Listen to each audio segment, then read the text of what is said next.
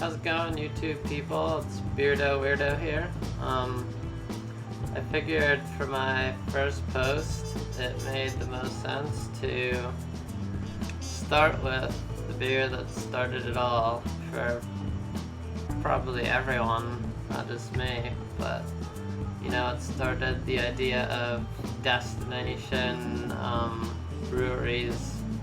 I know that was somewhat of a thing, but it really blew up after the Alchemist, you know, created all this craziness that's, you know, been steamrolling into the New England IPA craze. It's nuts. But yeah, I went to school up in Vermont for the past 6 or so years. Took me a little while to graduate. I moved back to Connecticut, so I'm in the Hartford area now. And I took my first trip back to Vermont, and it's been a year. So it's been a year since I've had Topper. So figured let's go back to the basics and go from there. I'm not exactly here to review beers. I don't know, it's kind of a tough thing because I just like talking about them because it's fun. So if any of my critiques or comments are off, you know, oh well. So we got a different camera over here for the pour. Hopefully I can get a good angle on it.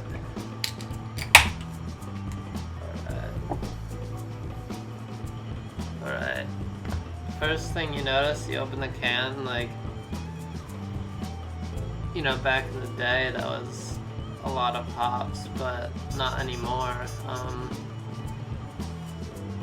Actually pretty malty, like, for New England style IPA. I wouldn't call this a New England style IPA.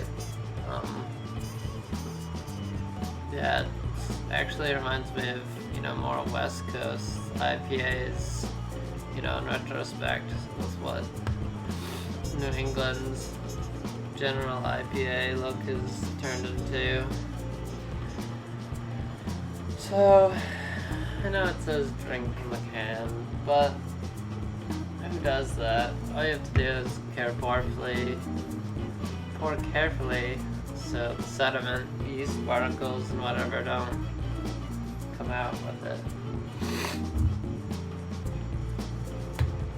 Gotta make sure I'm getting a good angle here.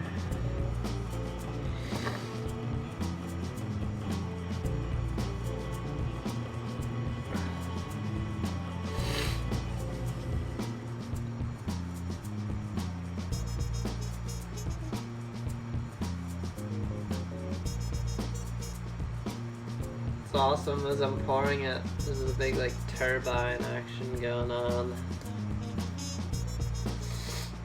And this time I managed to pour without getting any crazy sediment in the bottom, so not bad.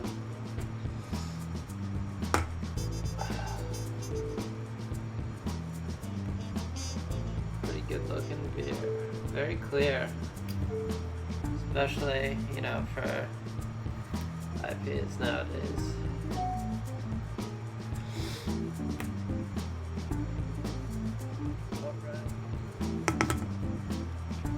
So, let's get a nose. I mean, there's citrusy notes in there, but they are hiding well.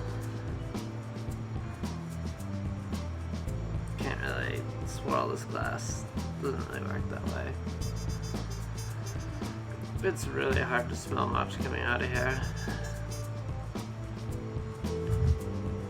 So, alright. Cheers. Dive in.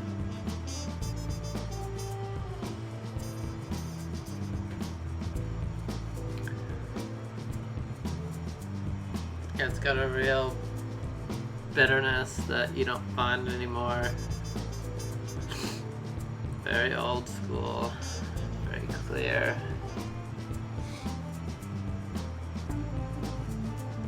But you gotta respect the roots. This is where craft beer destination started, so respect to what they've done.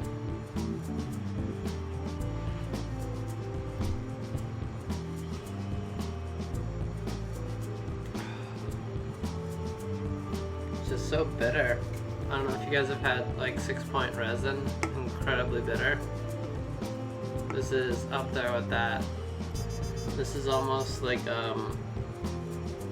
this beer has a little more depth than resin. Resin's kind of just like a flat punch of bitterness in the face. This is like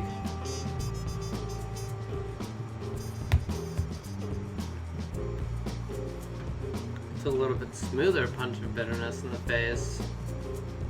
There's nothing sweet or peachy or anything about it, you know, that's the staple of IPAs now.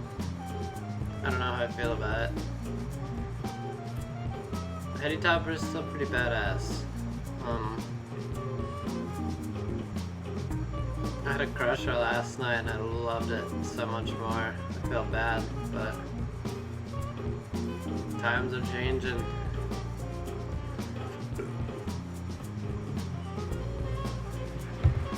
Alright.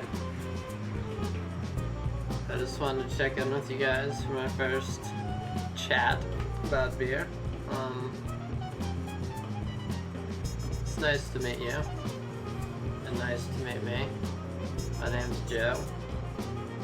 Or Weirdo. Some strange human. Yeah. Heady Topper. Peace out.